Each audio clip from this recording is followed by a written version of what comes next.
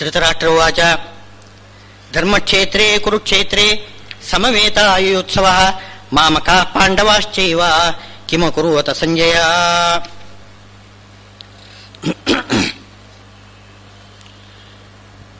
ಅರ್ಜುನ ಪ್ರಶ್ನೆ ಮಾಡಿದ್ದ, ಕಾಮ್ಯ ಕರ್ಮ ಮಾಡಬಾರದು, ನಿಷ್ಕಾಮ್ಯ ಕರ್ಮ ಮಾಡಬೇಕು ಅಂತ ನೀನು ಹೇಳ್ತಾ ಇದ್ದೀಯಾ. ಹೀಗೆ ಹೇಳ್ತಕ್ಕಂಥ ನನ್ನನ್ನು ಯುದ್ಧ ಮಾಡು ಅಂತ ಹೇಳ್ತಾ ಇದ್ದೀಯಾ. ಯುದ್ಧ ಎಂಬುದು ಕಾಮ್ಯ ಕರ್ಮ. ನೀನೇ ಹೇಳಿದ ಹಾಗೆ ಹಿಂದೆ ಏನು ಹೇಳಿದ್ದಿ? ಅಥೋವಾ ಪ್ರಾಪ್ಸಿಸಿ ಸ್ವರ್ಗಂ ಜಿತ್ವಾ ವಾ ಭೋಕ್ಷಸೇ ಮಹಿಂ. ಒಂದು ವೇಳೆ ನೀನು ಸತ್ತರೆ ನಿನಗೆ ಸ್ವರ್ಗ ಸಿಗ್ತದೆ, ಗೆದ್ದರೆ ನಿನಗೆ ರಾಜ್ಯ ಸಿಗ್ತದೆ. ಹಾಗಿದ್ರೆ ಯುದ್ಧದ ಫಲ ಏನು? ರಾಜ್ಯ ಅಥವಾ ಸ್ವರ್ಗ. ಹಾಗಿದ್ರೆ ಫಲ ಅದು ಕಾಮ್ಯ ಕರ್ಮ ಆಗೋಯ್ತಲ್ಲ, ಅದನ್ನು ಯಾಕೆ ಮಾಡಬೇಕು ಅಂತ ನನ್ನ ಹೇಳ್ತಾ ಇದ್ದೀಯಾ ಅಂತ ಕೇಳಿದರೆ ಅದಕ್ಕೆ ಉತ್ತರ ಶ್ರೀಕೃಷ್ಣ ಕೊಟ್ಟಿದ್ದಾನೆ. ಏನು, ಕಾಮ್ಯ ಕರ್ಮ ಅದು ಶುದ್ಧ ಕಾಮ್ಯ ಅಲ್ಲ, ಅದು ಕಾಮ್ಯ ಅಕಾಮ್ಯ. ಕಾಮನ ಇಲ್ಲದೆ ನೀವು ಆ ಕರ್ಮವನ್ನು ಮಾಡಿದರೆ ಅದೇ ನಿಷ್ಕಾಮ ಕರ್ಮ ಆಗ್ತದೆ.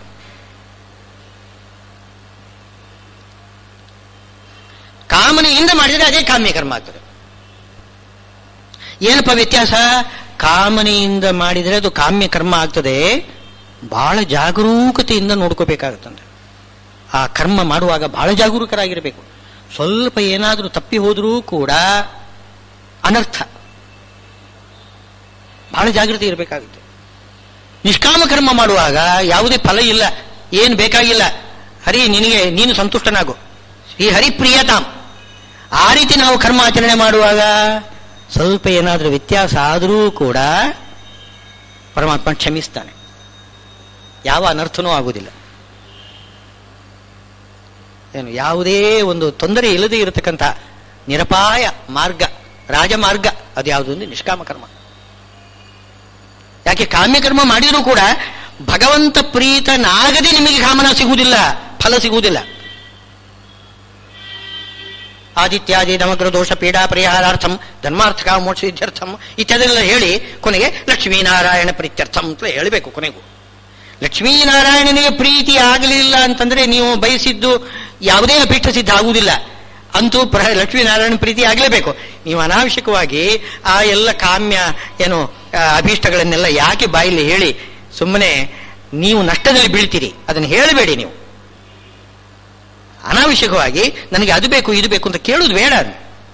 ನೀನು ನನಗೆ ಏನು ಯೋಗ್ಯವಾಗಿದೆಯೋ ಅದನ್ನು ಕೊಡು, ಅದನ್ನು ನಿನಗೆ ಗೊತ್ತು. ನನಗೇನು ಬೇಕು ಅಂತಂದು ನಿನಗೆ ಗೊತ್ತು, ನಾನು ಯಾಕೆ ಹೇಳಬೇಕು? ಧ್ರುವ ಮಹಾರಾಜರು ಹಾಗೆ ಹೇಳಿದ್ರಂತೆ.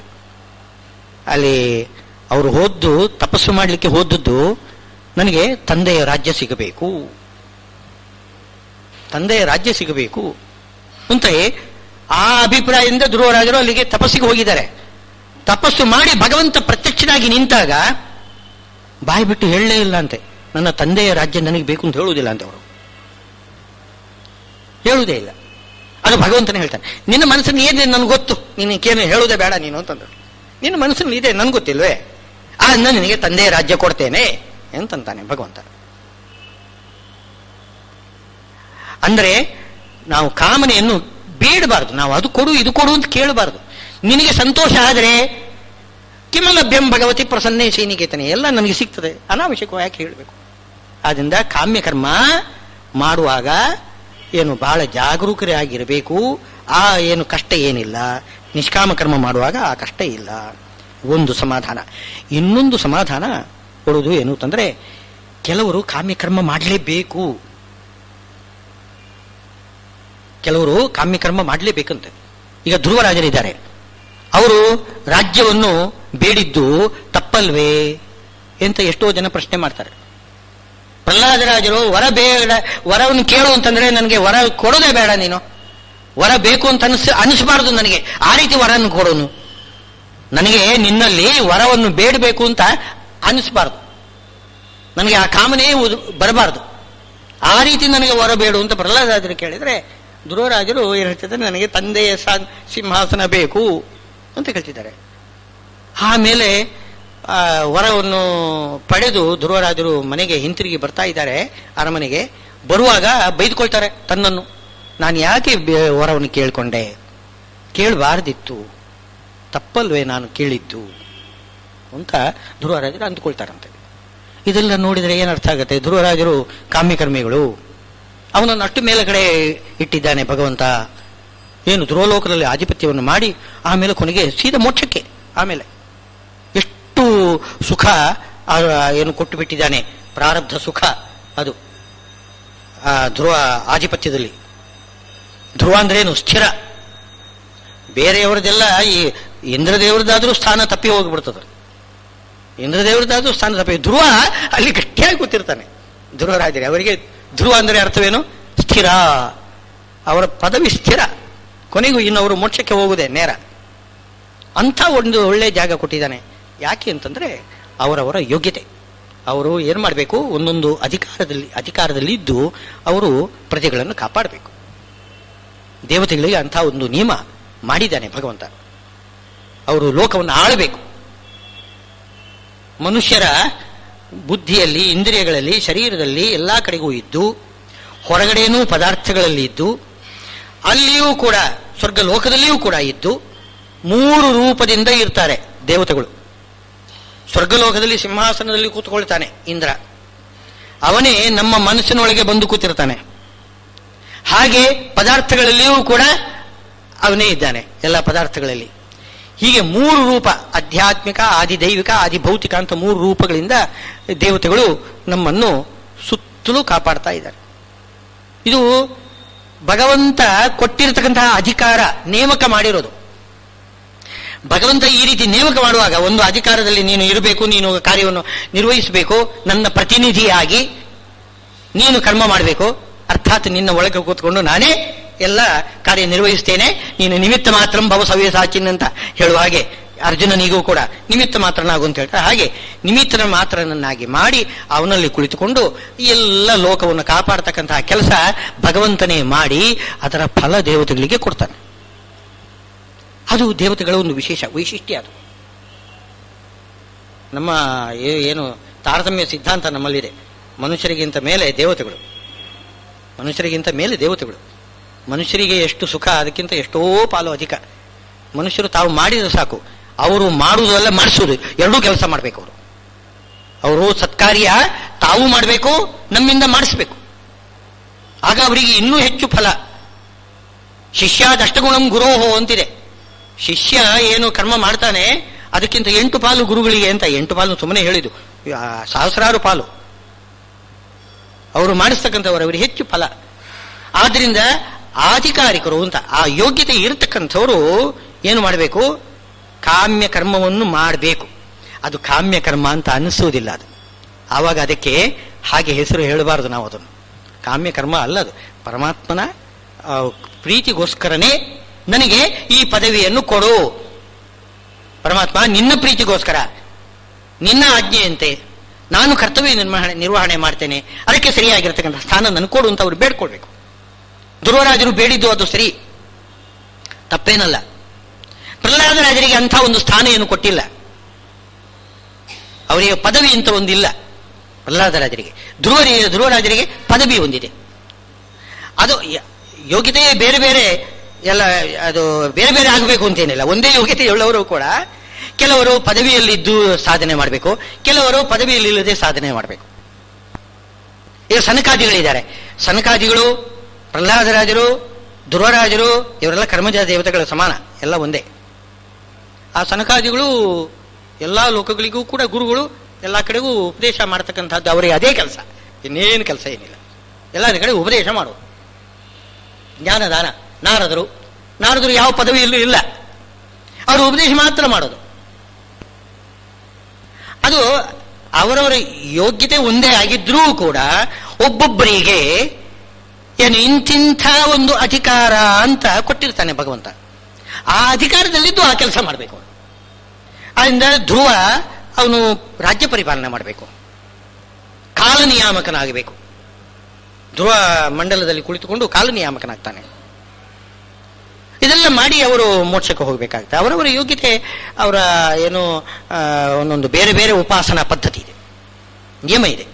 ಅದು ಭಾಗವತದಲ್ಲಿ ಹಾಗೆ ಹೇಳಿದ್ದಾರೆ. ಈ ರೀತಿ ಇದು 2 ಸಮಾಧಾನ. ಒಂದು ಕಾಮ್ಯಕರ್ಮ ಮಾಡತಕ್ಕಂಥದ್ದು ಮಾಡಬಹುದು, ಮಾಡುವಾಗ ಅದು ಅಕಾಮನೆಯಿಂದ ಮಾಡಬೇಕು. ಒಂದು ಸಮಾಧಾನ. ಇನ್ನೊಂದು, ಭಗವಂತನ ಆಜ್ಞೆಯಂತೆ ಕೆಲವರು ಕಾಮ್ಯ ಕರ್ಮವನ್ನು ಮಾಡಲೇಬೇಕು.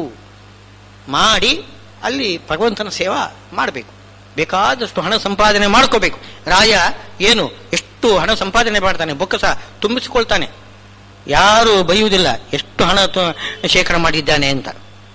ಅದೇ ನಾವು ಆ ರೀತಿ ಹಣ ಶೇಖರ ಮಾಡಿದರೆ ತಪ್ಪು, ಅದು ಬ್ಲ್ಯಾಕ್ ಆಗ್ತದೆ. ಅದು ನಾವು ಹಣ ಶೇಖರ ಮಾಡಿದರೆ ಅಲ್ಲಿ ರಾಜ ಬೊಕ್ಕಸದಲ್ಲಿ ಎಷ್ಟೆಷ್ಟು ಶೇಖರಣೆ ಮಾಡ್ತಾನೆ ಅಷ್ಟಷ್ಟು ಅವನಿಗೆ ಇದು ಮಹತ್ವ ಜಾಸ್ತಿ ಬರ್ತದೆ.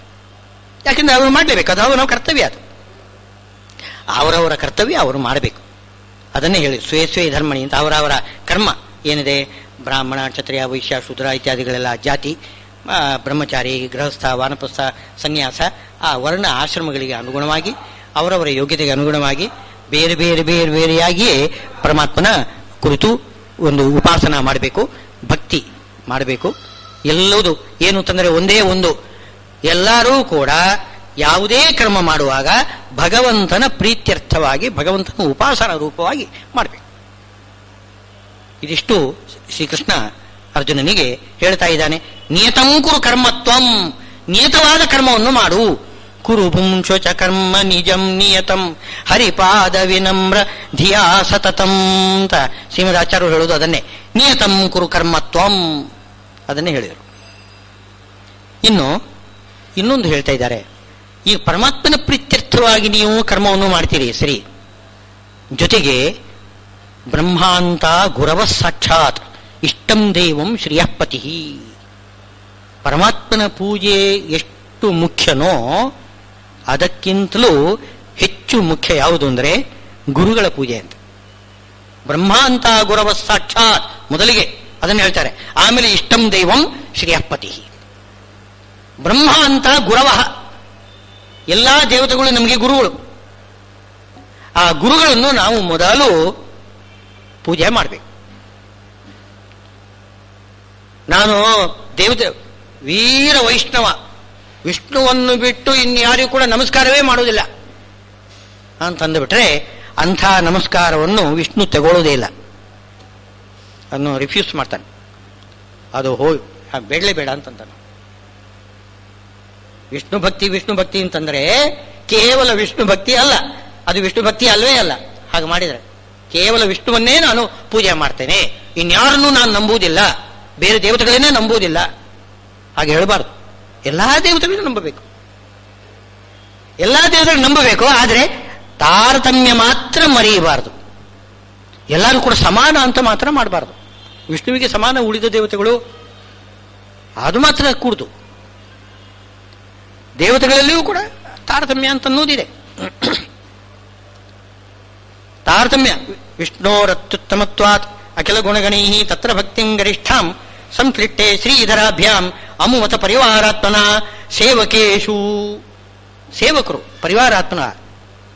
ಅಲ್ಲಿ ನಾವು ಸಶ್ರೀಕಾಯ ಸಪರಿವಾರಾಯ ಲಕ್ಷ್ಮೀನಾರಾಯಣಾಯ ಅಂತ ವಿಷ್ಣು ಪೂಜೆ ಮಾಡುವಾಗ ಯಾವುದೇ ಒಂದು ಏನೋ ಉಪಚಾರ ಷೋಡಶೋಪಚಾರ ಹಾಕ್ತೀವಲ್ಲ, ಸಮರ್ಪಣೆ ಮಾಡ್ತೀವಲ್ಲ, ಸಶ್ರೀಕಾಯ ಮೊತ್ತ ಮೊದಲಿಗೆ ಲಕ್ಷ್ಮೀದೇವಿಯನ್ನು ಇಟ್ಟಿದ್ದಾರೆ. ಸಶ್ರೀಕಾಯ ಲಕ್ಷ್ಮೀ ಸಹಿತನಾಗಿರ್ತಕ್ಕಂಥ ವಿಷ್ಣು. ಆಮೇಲೆ ಸಪರಿವಾರಾಯ, ಪರಿವಾರ ಅಂದರೆ ಬ್ರಹ್ಮ ದೇವತೆಗಳು.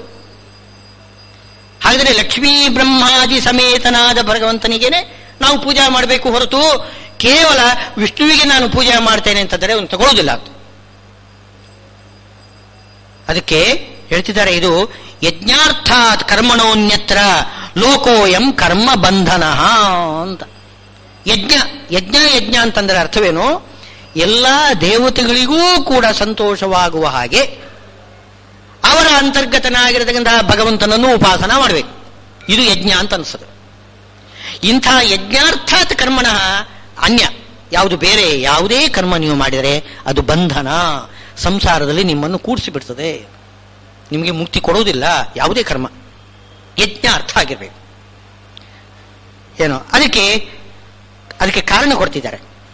ನಮ್ಮನ್ನು ಸೃಷ್ಟಿ ಮಾಡುವಾಗ ಬ್ರಹ್ಮದೇವರು ಆಜ್ಞಾ ಮಾಡಿದ್ದಾರಂತೆ. ಪ್ರಜಾಪತಿ ಬ್ರಹ್ಮದೇವರು ಆಜ್ಞಾ ಮಾಡಿದ್ದಾರೆ. ಭಗವಂತನ ಆಜ್ಞಾ, ಅದು ಭಗವಂತನೇ ಆಜ್ಞಾ ಮಾಡ್ತಾನೆ, ಅದು ಬ್ರಹ್ಮದೇವರ ಮೂಲಕ ನಮಗೆ ಆಜ್ಞಾ ಬರ್ತದೆ. ಸಹಯಜ್ಞ ಪ್ರಜಾ ಸೃಷ್ಟ ಪುರೋವಾಚ ಪ್ರಜಾಪತಿ. ಏನು? ಅನೇನ ಪ್ರಸವಿಷ್ಯಧ್ವಂ ಏಷವೋ ಅಸ್ತು ಇಷ್ಟಕಾಮಧುಕ್. ನಿಮ್ಮನ್ನು ಸೃಷ್ಟಿ ಮಾಡಿದೇನಲ್ಲ, ಬ್ರಹ್ಮದೇವರು ಸೃಷ್ಟಿಕರ್ತರು ತಾನೆ. ಬ್ರಹ್ಮದೇವರು ಸೃಷ್ಟಿ ಮಾಡ್ತಾರೆ. ಸೃಷ್ಟಿ ಮಾಡಿದ ಮೇಲೆ ಎಲ್ಲ ಪ್ರಜೆಗಳಿಗೆ, ಆ ಚೇತನರಿಗೆ, ಜೀವರಿಗೆ, ಜೀವೋತ್ತಮರಾಗಿರತಕ್ಕಂತಹ ಬ್ರಹ್ಮದೇವರು, ವಾಯುದೇವರು ನಮಗೆ ಆಜ್ಞಾ ಮಾಡ್ತಾರೆ. ಏನು ಆಜ್ಞಾ ಮಾಡ್ತಾರೆ? ನಿಮ್ಮನ್ನು ಸೃಷ್ಟಿ ಮಾಡುವಾಗ ಜೊತೆಗೆ ನಿಮ್ಮ ನಿಮ್ಮ ಕರ್ತವ್ಯಗಳನ್ನು ನಾನು ನಿರ್ಧಾರ ಮಾಡಿಬಿಟ್ಟಿದ್ದೇನೆ. ಸಹ ಯಜ್ಞ, ನಿಮ್ಮ ನಿಮ್ಮ ಕರ್ತವ್ಯ ಕರ್ಮ ಏನಿದೆ, ಯಜ್ಞ ಕರ್ಮ, ಅದು ನಿನಗೆ ಇಂಥ ಕರ್ಮ, ನಿನಗೆ ಇಂಥ ಕರ್ಮ, ಇದು ನೀನು ಇಂಥ ಕರ್ಮ ನೀನು ಮಾಡಬೇಕು. ಎಲ್ಲರಿಗೂ ಕೂಡ ಒಂದೇ ಅಲ್ಲ, ಅವರವರಿಗೆ ಯೋಗ್ಯವಾಗಿರತಕ್ಕಂಥ ಕರ್ಮಗಳು. ಅದನ್ನೆಲ್ಲ ನಿಶ್ಚಿತವಾಗಿ ನಿಶ್ಚಯ ಮಾಡಿ ಕೊಟ್ಟುಬಿಟ್ಟಿದ್ದಾನಂತೆ. ಮಾಡಿಬಿಟ್ಟಿದ್ದೇನೆ ಅಂತಂತ ಇದ್ದಾನೆ ಬ್ರಹ್ಮದೇವರು. ಸಹಯಜ್ಞ ಪ್ರಜಾ ಸೃಷ್ಟ. ಆ ಕರ್ಮ ಇದೆಯಲ್ಲ, ಕರ್ಮ, ಯಜ್ಞ ಕರ್ಮ.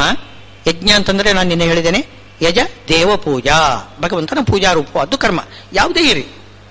ಆ ಕರ್ಮ ಹುಟ್ಟಿದಂದಿನಿಂದ ನಿಮಗೆ ಆ ಒಂದು ಏನು ಕರ್ತವ್ಯ ನಿಮಗೆ ಬಂಧಕ, ಬೈಂಡಿಂಗ್ ಅಂತ, ಅದು ಮಾಡಲೇಬೇಕು. ಕರ್ತವ್ಯ ಬಿಡ್ಲಿಕ್ಕೆ ಬರೋದಿಲ್ಲ. ಆ ರೀತಿ ವ್ಯವಸ್ಥೆ ಮಾಡಿಕೊಟ್ಟು ಬಿಟ್ಟಿದ್ದಾನಂತೆ. ಹುಟ್ಟುವಾಗಲೇ, ಮಗು ಹುಟ್ಟುವಾಗಲೇ ಅದಕ್ಕೆ ಇಂಥ ಕರ್ಮ, ಇನ್ನು ಮೇಲೆ ಅವನು ಸಾಯುವವರೆಗೆ ಇಂಥ ಕರ್ಮಗಳನ್ನು ಮಾಡಬೇಕು ಅಂತ ಮೊದಲಿಗೇನೆ ಒಂದು ನಿರ್ಣಯ ಮಾಡಿಬಿಟ್ಟಿದ್ದಾನಂತೆ. ಪ್ರತಿಯೊಂದು ಜೀವ ಹುಟ್ಟಿದಾಗ ಅದಕ್ಕೆ ಹೇಳೋದು ಹಣೆ ಬರಹ ಅಂತ ಮೊದಲೇನೆ ಬರೆದಿಟ್ಟಿದ್ದಾನಂತೆ ಬ್ರಹ್ಮದೇವರು. ಸಹಯಜ್ಞ ಪ್ರಜಾ ಸೃಷ್ಟ ಪುರೋವಾಚ ಪ್ರಜಾಪತಿ ಅನೇನ ಪ್ರಸವಿಷ್ಯಧ್ವಂ ಯೇಷವೋ ಅಸ್ತು ಇಷ್ಟಕಾಮಧುಕ್. ನೀವು ಈ ಕರ್ಮವನ್ನು ಮಾಡಿ ಭಗವಂತನನ್ನು ಒಲಿಸಿಕೊಳ್ಬೇಕು. ನಿಮಗೆ ಬೇಕಾದ್ದೆಲ್ಲ ಸಿಗ್ತದೆ, ನಿಮ್ಗೆ ಏನೇನು ಬೇಕು ಎಲ್ಲ ಸಿಗ್ತದೆ ಅದರಿಂದಲೇ. ಏನೂ ಮಾಡುವುದಿಲ್ಲ ಅಂದರೆ ನಿಮ್ಗೇನೂ ಸಿಗುವುದಿಲ್ಲ. ಮಾಡಲೇಬೇಕು, ಕರ್ತವ್ಯ ಕರ್ಮ ಮಾಡಬೇಕು. ಕರ್ತವ್ಯ ಕರ್ಮ ಮಾಡಿದ್ರೆ ನಿಮಗೆ ಯಾವ ಫಲನೂ ಸಿಗುವುದಿಲ್ಲ. ಮಾಡಿದರೆ ಅಂತಂದ್ರೆ ಎಲ್ಲ ಫಲ ಸಿಗ್ತದೆ. ಅದಕ್ಕೆ ಹೇಳ್ತಾರೆ, ಹೇಗೆ ಏನು ಕರ್ಮ ಮಾಡಬೇಕು ಅಂತಂದ್ರೆ, ದೇವಾನ್ ಭಾವಯತ ಅನೇನ ತೇ ದೇವ ಭಾವಯಂತು ವಹ. ದೇವತೆಗಳನ್ನು ನಾವು ಪೂಜೆ ಮಾಡಬೇಕು. ಅವರು ಹೇಳೋದು ದೇವಾನ್ ಭಾವಯತ ಅನೇನ, ದೇವತೆಗಳನ್ನು ಪೂಜಾ ಮಾಡ್ರಿ. ಆಗ ದೇವತೆಗಳು ನಿಮಗೆ ಪೂಜೆ ಮಾಡ್ತಾರಂತೆ. ಪೂಜೆ ಅಂದರೆ ನಾನು ಅವಾಗ ಹೇಳಿದ್ನಲ್ಲ, ಅವರಿಗೆ ಇಷ್ಟವಾದ್ದನ್ನು ಕೊಡುವುದಕ್ಕೆ ಪೂಜೆ ಅಂತ ಹೆಸರು.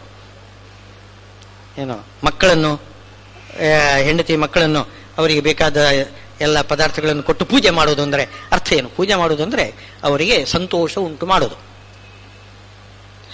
ದೇವತೆಗಳು ನಮ್ಮನ್ನು ಪೂಜೆ ಮಾಡ್ತಾರೆ, ನಾವು ದೇವತೆಗಳಿಗೆ ಪೂಜೆ ಮಾಡಬೇಕಂತೆ. ದೇವಾನ್ ಭಾವಯತಾನೇನ ತೇ ದೇವ ಭಾವಯಂತು ವಹ. ಹಾಗೆ ನಾವು ದೇವತೆಗಳಿಗೆ ಸಂತೋಷವಾಗುವ ಹಾಗೆ ಮಾಡಬೇಕು ಅಂದರೆ ದೇವಯಜ್ಞ, ಪಿತೃಯಜ್ಞ, ಭೂತಯಜ್ಞ, ಅತಿಥಿಯಜ್ಞ ಇತ್ಯಾದಿಗಳೆಲ್ಲ ಇದೆ. ಈ ಪಂಚಯಜ್ಞಗಳು, ಈ ಪಂಚಯಜ್ಞಗಳಿಂದ ಎಲ್ಲ ದೇವತೆಗಳನ್ನು, ಪಿತೃಗಳನ್ನು ಎಲ್ಲರನ್ನೂ ಕೂಡ ಸಂತೋಷ ಪಡಿಸಬೇಕು. ಆವಾಗ ಅವರೆಲ್ಲ ಸುಪ್ರೀತರಾಗಿ ಒಳ್ಳೆ ಮಳೆ ಬೆಳೆ ಮುಂತಾದವುಗಳೆಲ್ಲ ಕೊಟ್ಟು ನಮ್ಮನ್ನು ಕಾಪಾಡ್ತಾರೆ.